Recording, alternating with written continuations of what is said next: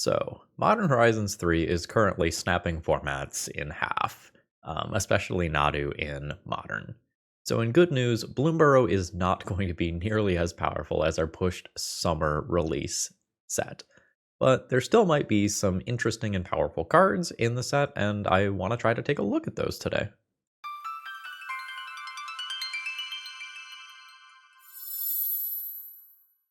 Hello folks, Phil Gallagher aka ThrabenU here for a set release video, I suppose.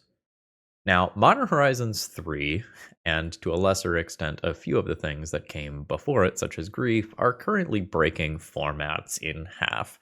Modern is on fire with Nadu all over the place, Legacy is on fire with Grief all over the place, and to a lesser extent Psychic Frog may or may not actually be a problem. There's some Eldrazi Menace stuff going on there too. So I thought today it would be a nice time to go and really think about, well, what is coming up? What is on the horizons? And not the modern horizons.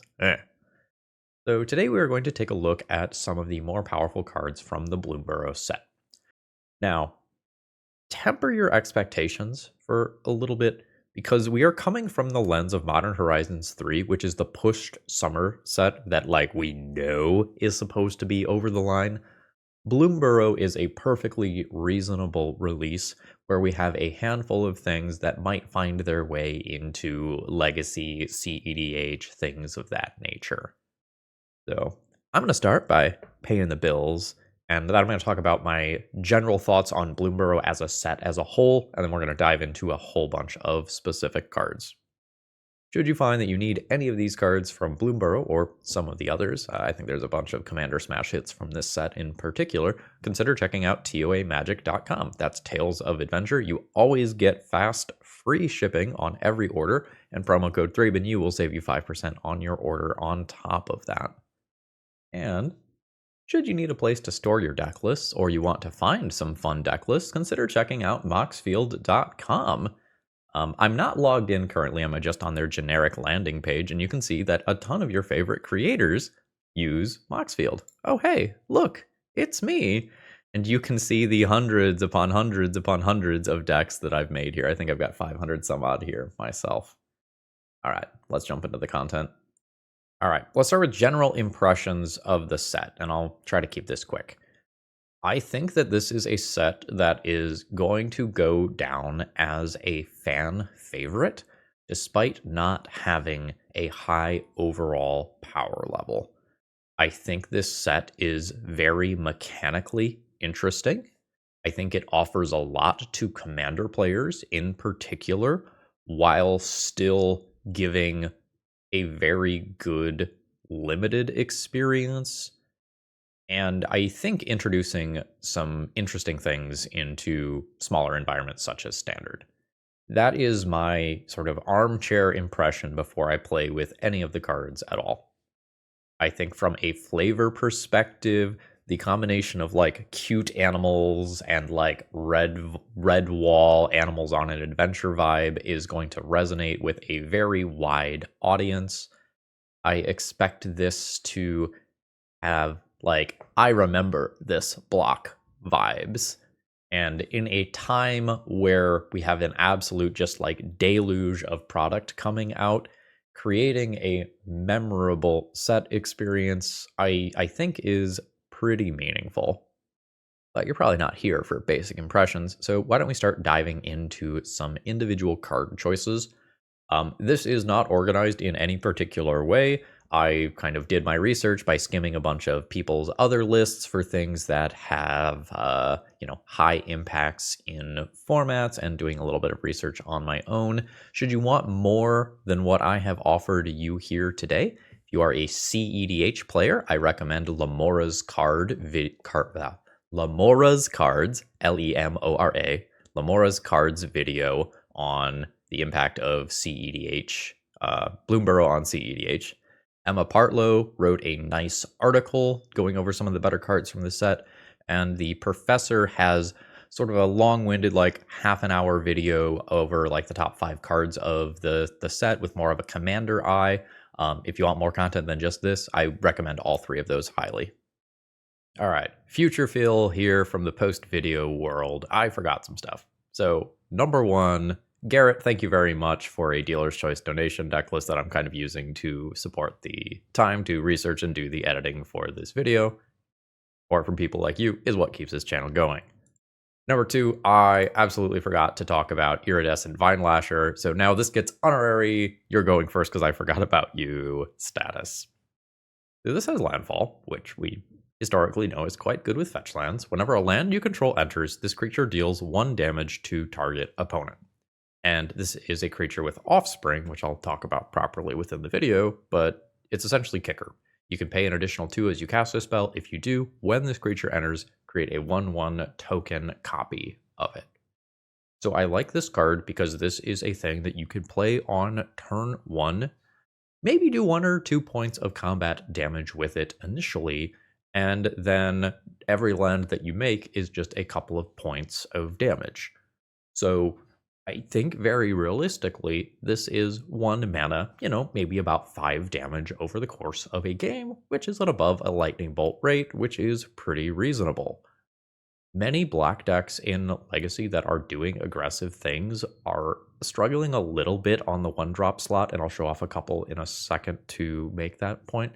And having something else that you can just physically play on turn 1 is, I think, perfectly reasonable for a black aggro deck in this format. Now, I specifically like the offspring cost here, as this is a dark ritualable cost. Is this the way you want to spend your dark ritual? No. Is sometimes it going to line up, so it just makes sense to make 2 frogs on turn 1, attack for 2, fetch land, deal 4 points of damage on the following turn? Yeah, I think that's pretty cool. And if you are playing some sort of black-green X, like Life from the Loam, exploration-y sort of deck list, this can get pretty cool. Cards like Knight of the Reliquary come to mind here, where like, okay, I knight, I get a fetch land, I fetch, I grab a surveil land, and I can do that every turn, and then this turns this cute little frog friend, cute little lizard friend, a lot of creature types going on, into a repeatable burn spell. This legitimately seems really cool. In terms of evaluating this card's power level, I think Stalactite Stalker is a good one to look at. The Stalker maybe gets a couple of hits in before it kind of gets outclassed by other things going on. So you might hit for 1, then 2, or you might hit for 2, then 3, and you probably get 3 to 5 damage out of this card in the average game. And I think that's perfectly fine for an aggro deck that is going to be curving into harder to block things from there, such as Dauthi Voidwalkers with Shadow. And Nethergoyf is probably one of the other things that it's competing against. This is your Tarmogoyf that checks your graveyard only. If you are specifically within the confines of a mono black deck list, I think Nethergoyf is crap. Just not sugarcoating it at all, because I don't think you fuel it very well, and I think escaping it is a little tricky while still leaving it at any sort of reasonable size. You're in a 2-color deck list, especially with blue cantrips like Brainstorms and Ponders and stuff. I think Nethergoyf is a reasonable to good magic card. But I don't like it for mono black that much. So I had forgotten about this little guy here until I was reading I think it was another Emma Partlow article of top pre-ordered cards from Bloomburrow, and then this one was on there, and I'm like, oh yeah, no, I was excited about that one when I saw it. So yeah, with that being said, there'll probably be a tiny editing hiccup here, and we'll go into what I've previously recorded now. Let's start with a Squirrel Warlock, because honestly, that's just sort of cool. Hazel's Brewmaster is a bit slow by Legacy standards. 4 mana is definitely sketch. When it it enters now. Everything's enters now. No longer enters the battlefield, but enters. Am I still going to say ETBs for the next 10 years?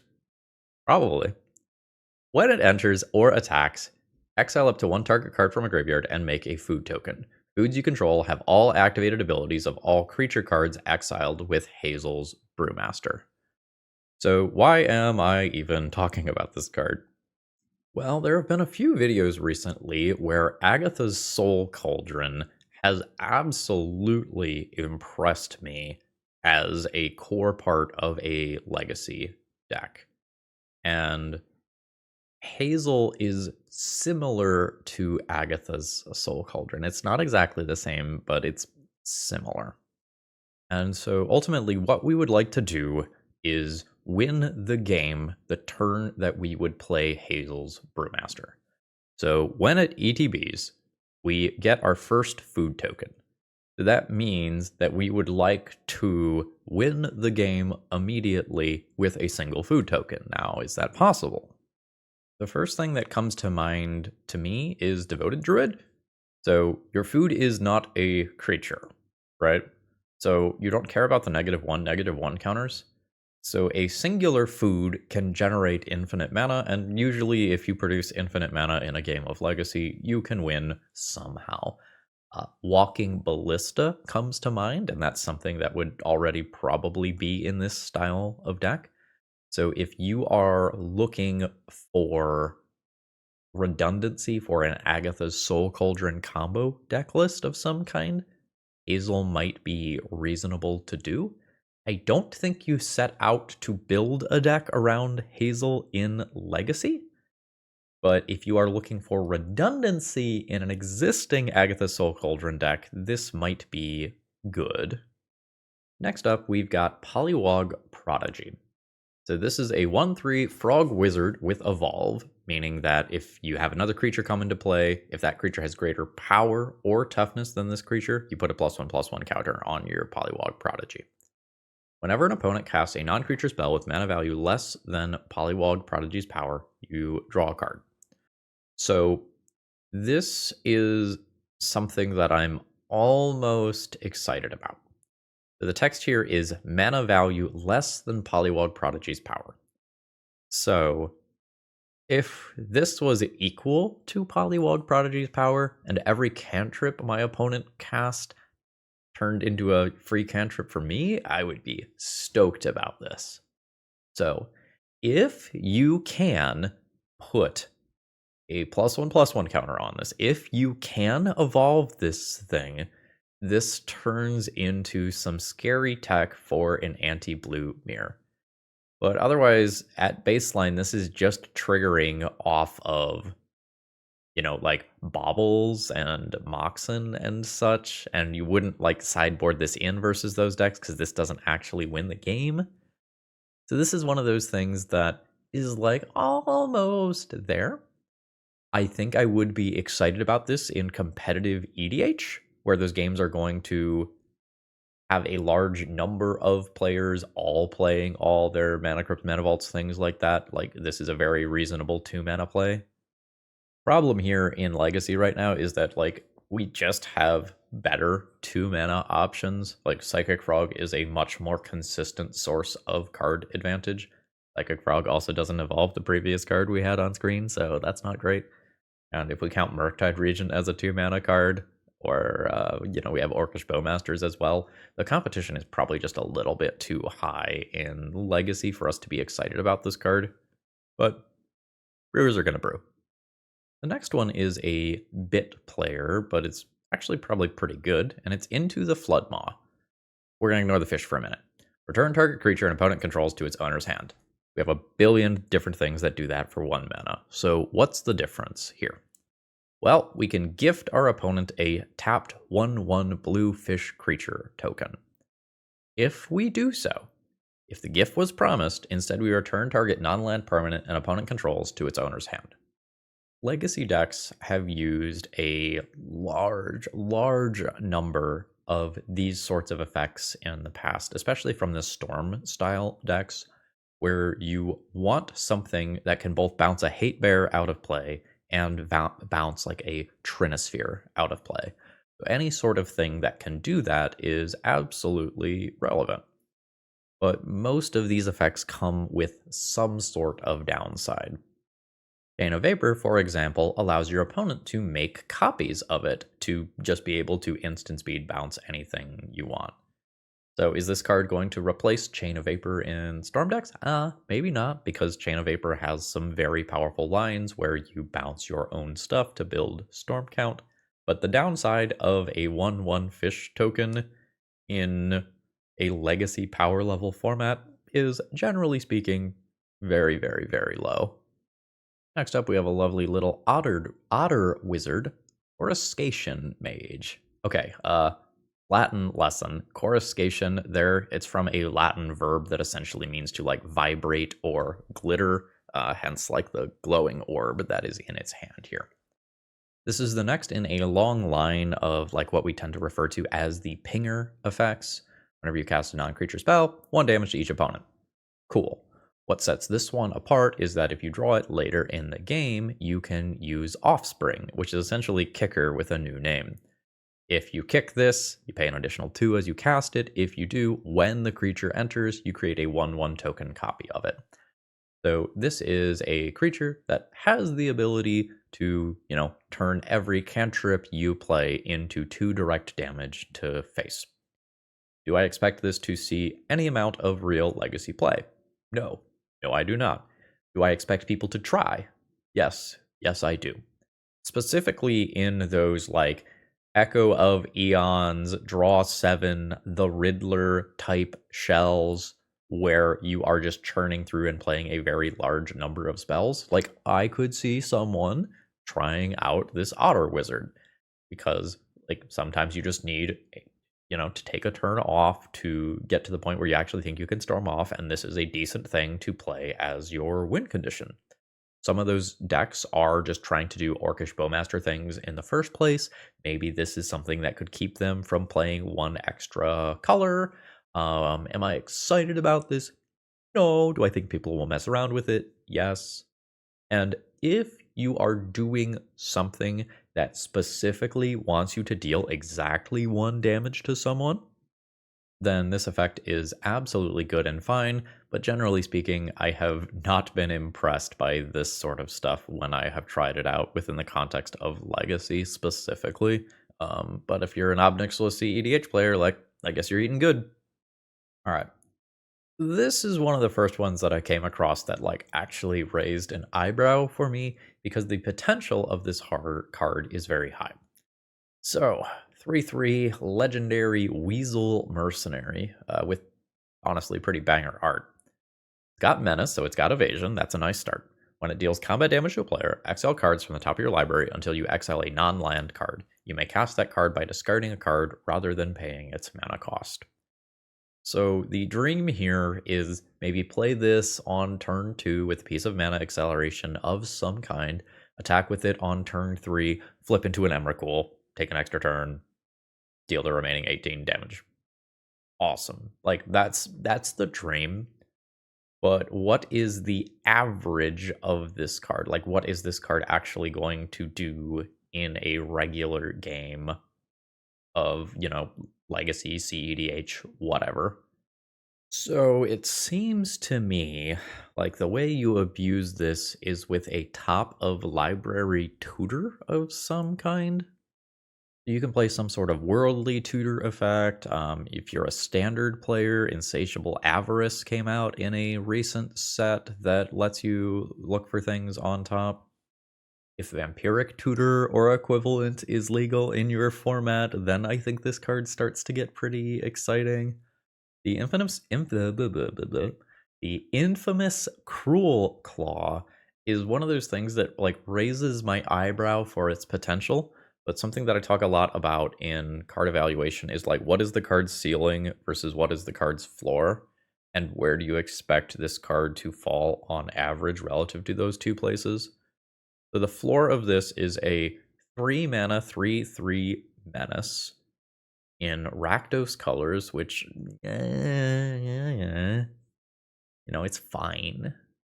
But there is a real downside here. So if you kind of look at the text, this is exile cards from the top of your library until you exile a non-land card. The others don't go back. So you are sending things to exile permanently, which can sometimes get a little weird, in a fetch land format, in a format with tutors. So this one looks like it has potential to me, but I it's probably too clunky to compete with like the show and tells, the burning wishes, the infernal tutors of legacy as something with a real combo engine. And as far as a value engine goes, you aren't actually netting cards here. You are turning a discarded card into a different card. And, you are probably upgrading your card on average. You get to, look at your hand that has a bunch of cards and convert your worst card into that hand into something better. And, maybe we find out that converting a land into your hand into a, free grief or a reanimate or whatever is just going to be good enough. This one has actual potential. Next card here that I want to talk about, I'm talking about because I think this one is the definition of a trap card, and that's Flubs the Fool. So 3 colored pips to start with, bad start. Legendary, bad. 0/5, bad. Okay. You may play an additional land on each of your turns. Whenever you play a land or cast a spell, draw a card if you have no cards in hand. Otherwise, discard a card. So why am I talking about this?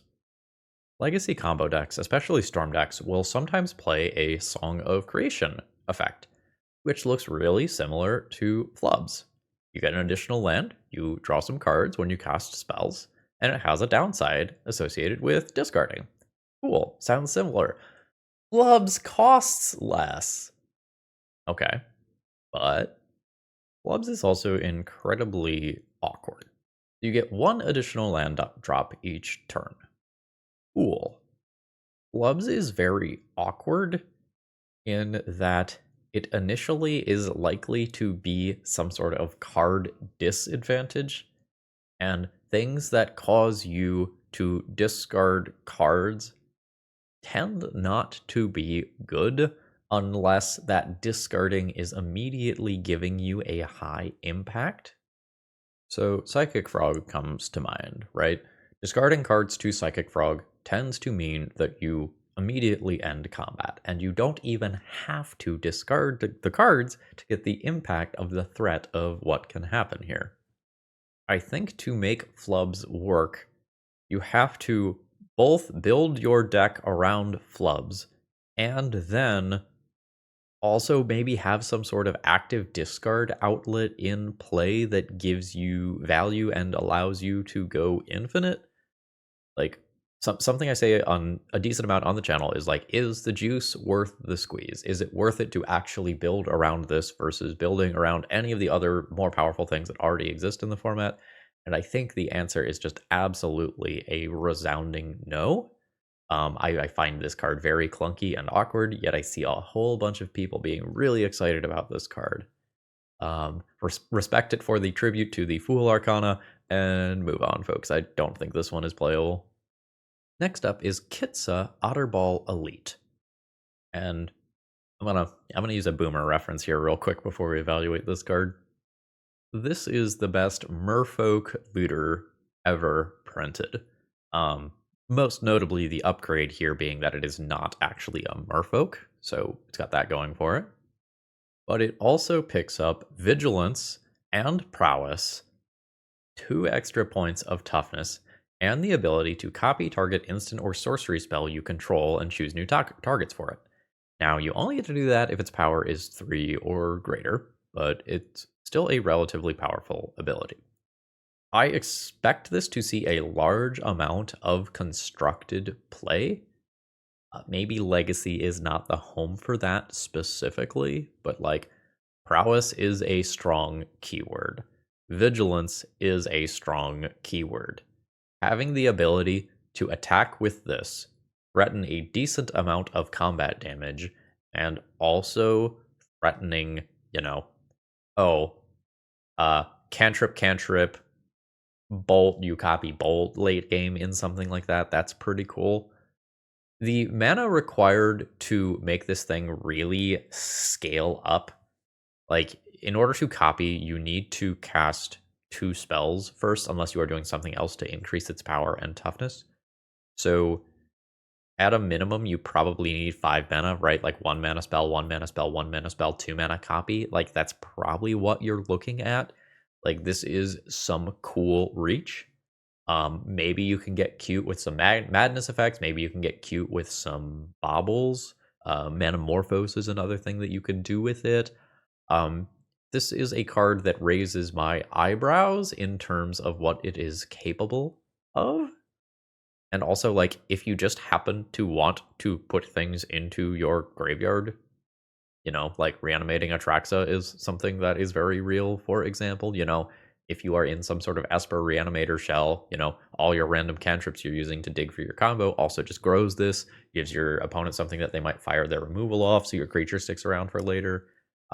This has potential. Not super excited about it for legacy purposes. Maybe a younger format, though.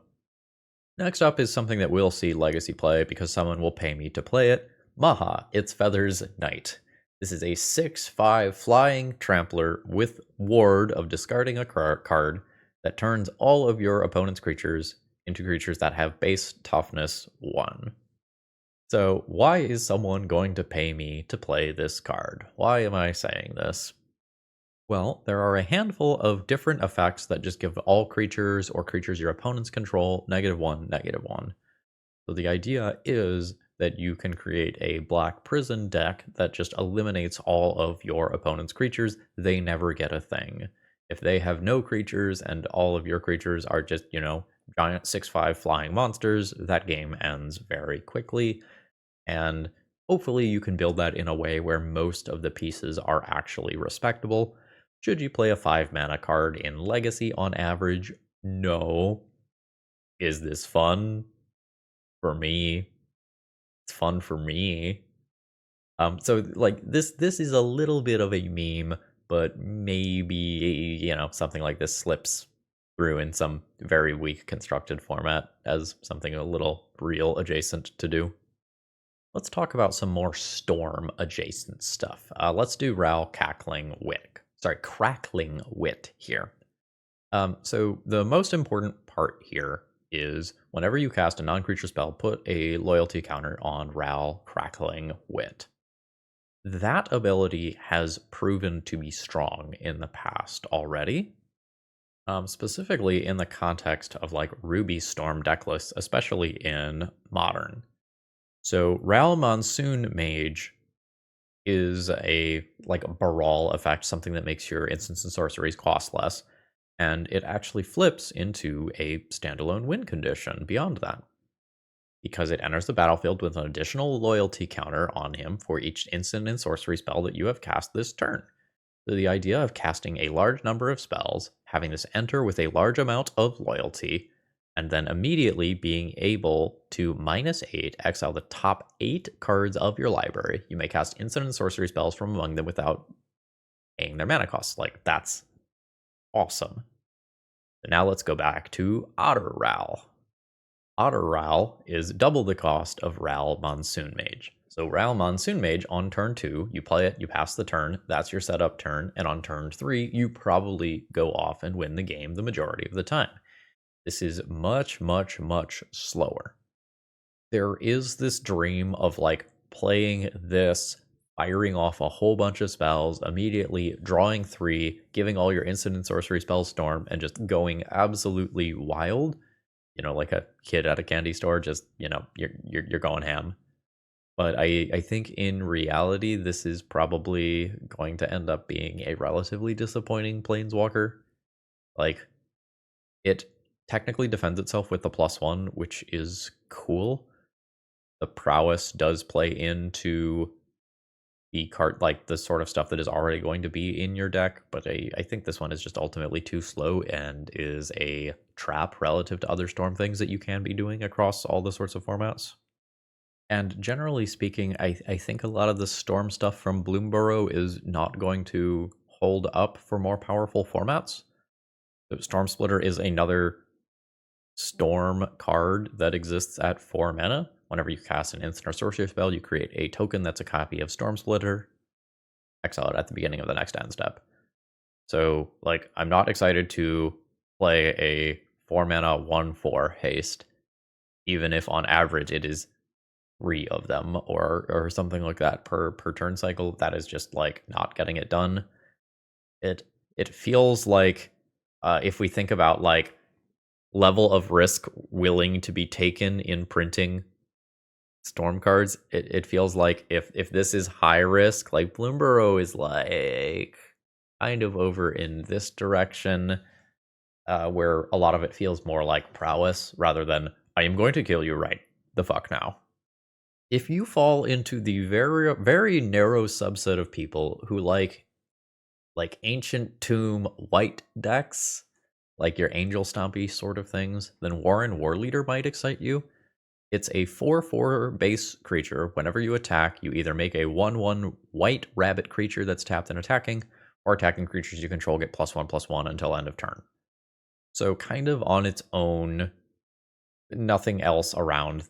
This can be, like a 5 power attacker for 4 mana. That's kind of unexciting. The exciting thing is that if you draw this late in the game and you do have 6 mana, you get the Offspring ability, meaning you get that 1/1 token copy of it. So at the point where you do that, you can then have a 6-power attacker if you choose the bottom mode, and then a 3-power attacker as well. So this can be 4 mana, 9 power on the next swing, which by Legacy standards is a 2-turn clock. That's a little more exciting, but that's evaluating it as a play when you have 6 mana. And in Legacy of years past, this might be exciting, but the bar for Ancient Tomb decks in Legacy is really high right now. Like, the bar is being set by Eldrazi, which is probably about the second best deck in the format right now. And I want to remind you that initiative creatures basically see 0 play in Legacy right now, mostly due to the Grief Reanimate Shell. Getting griefed on turn 1 and then your opponent reanimating your Seasoned Dungeoneer is some bullshit. So I don't know that we get to play around with, like, reasonable but not overpowered creatures with our Ancient Tombs right now. Wear Down is a bit of a neat removal option. So it is a disenchant at base, but if you gift a card, your opponent draws a card, and then you can destroy 2 target artifacts or enchantments. This is something that I think I like in cEDH, where you maybe can't just play redundant copies of the best effects that exist of all time. Wear Down is something that is going to be on my radar, but the competition is against something that can do it for free.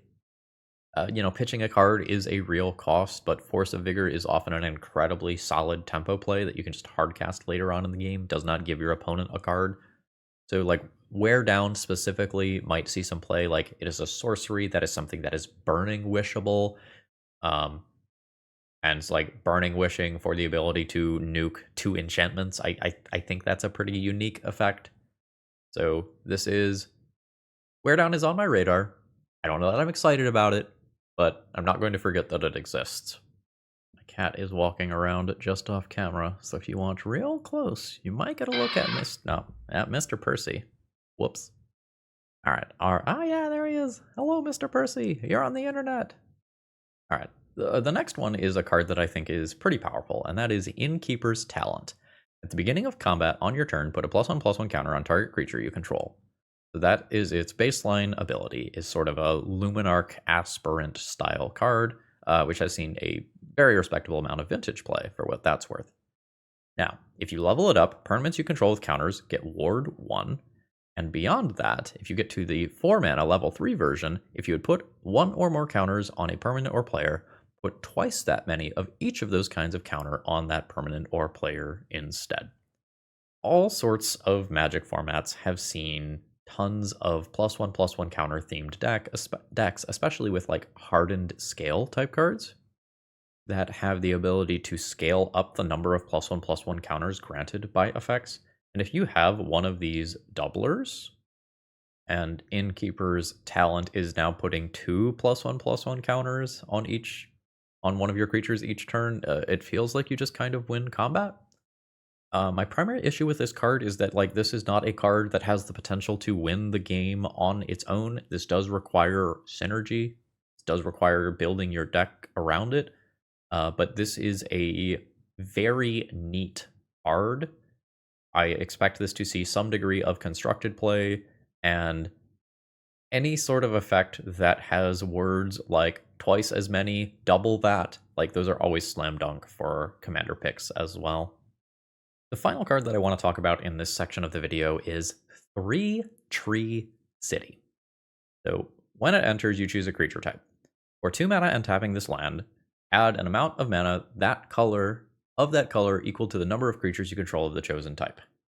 So, if you control 3 creatures, you tap a land, and this, and then you break even on mana. So this does not actually start generating mana until you get to the 4th creature of the same type. So by Legacy standards, we ignore this one. By other format standards, I think that this card is largely a trap. I am seeing people super hyped up about this one. In Legacy, this just has to compete with Gaia's Cradle, which, well, it's just better. I don't need to mince words here. It's just better, you know. Every once in a while, you have a 0 creature situation with Gaia's Cradle that's awkward, but otherwise, if you have even a single creature, this is just much stronger. And for formats like maybe Pioneer, like formats of that rough age, I think Nykthos is much easier to enable than 3 Tree City, and Nykthos is also easier to say, so it's also got that going for it. I think it is just easier to play your cards in your probably monocolored deck, and just get paid off for playing Magic, rather than getting paid off for playing one specific creature type. So let's pick a creature type at random. Let's pick like Elf, okay? Like you're playing an Elf deck, your 3 Tree City does not help you cast your Elves to get you to the point where 3 Tree City is actually going to be good. And I think that this means that for constructed purposes, this card is going to be a trap. It is also legendary as a, traditional downside, as many of these sorts of powerful pushed lands are. I think commander players are going to love this one, like token strategies that are going to make a bunch of sapperlings or squirrels or whatnot. Like, that is going to be very powerful with this card, but it is hard for me to come up with a reasonable way to use this in a constructed format as powerful as Legacy. What's the last time you saw a Nykthos in Legacy? And even Gaia's Cradle is relatively rare by the format standards. All right, I'm going to call this next section what I'm buying. These are the cards that I have added to my wish list during spoiler season that I am going to be doing something with, likely in EDH. And the first of those is Sunspine Lynx. Computer. Enhance. That looks about right. So, this is a 5/4 for 4 mana. Players can't gain life. Damage can't be prevented. If it enters, it deals damage to each player equal to the number of non-basic lands that player controls. In Legacy contexts, mana efficiency is key, and you should just play Price of Progress instead of something like this threat. And this is going to be less good if you play it early in the game off Ancient Tombs, because your opponent will just have like 2 lands. But this is a card that I want to copy. And so I'm going to slot this one directly into my Delina Wild Mage EDH. I told you, basic lands were good. And if you didn't listen, Rise of Progress Cat is here to fuck. Next up, and I'm just going to use 2 of these as an example of all of them. Surveil is a returning mechanic in this set, and I am very interested in cards like Dire Sight that surveil, as well as Gossip's Talent. Whenever a creature I controls, I am going to surveil. I recently picked up the Murders at Markov Manor, I forget. MKM, Murders at Karlov Manor, there we go. I picked up the blue-black precon from that, and I upgraded it into a low-power cEDH deck, and all these new surveil cards have me eating good, and I am excited about those. And the final card that I want to order is one of the season cards. This is a cycle. For each color, there is one of these. There are these modal spells where you choose up to 5 little paw prints worth of modes. This one can put +1/+1 counters on creatures to give them vigilance and trample. It can destroy artifacts and enchantments. And it's all permanents of the chosen type, by the way, so fuck. And for 3 mana, you can also draw cards equal to the greatest power among creatures you control. And I can't overstate how fucked up this card is. This is an absolute commander haymaker. So this can be your Craterhoof Behemoth, where you give trample to some already huge creatures you have. You can nuke both artifacts and enchantments while giving one of your creatures vigilance and trample for a turn. You can throw 2 counters onto something and then draw cards equal to the greatest power among creatures you control. This is a pretty messed up Magic card, and most of the cycles are of a comparable power level to this one. This card really happens to fit well into a commander deck that I have. My Zopondral Hunger Dominus, like mono green ramp big punchies deck, wants every single mode on this card. The trample is relevant because my creatures are huge because I'm already doubling their power, and the +1/+1 counters, like that additional power, is going to get doubled. I play almost no artifacts and enchantments because I'm just like creatures and ramp spells. And if I am drawing cards equal to my thickest creature, well, we are going to be drawing a lot of cards. So I am super hyped about that one. But why don't we go ahead and put an ad cap on this video now? So this is a little bit of an odd set review video for me, because normally the things that I'm excited about are like new, broken, slightly pushed things that are going to trickle into Legacy and make a difference. But honestly, beyond some fringe playables here, Bloomburrow does not really offer much to Legacy. There's some cEDH options here, including a few that I did not really talk about in this video. But generally speaking, I think the speed of Bloomburrow is a little bit low. I think the power level of the format is a little bit low. And I think it's okay to put the brakes on Magic from times to time and be like, hey, let's slow down. Let's make these games last longer.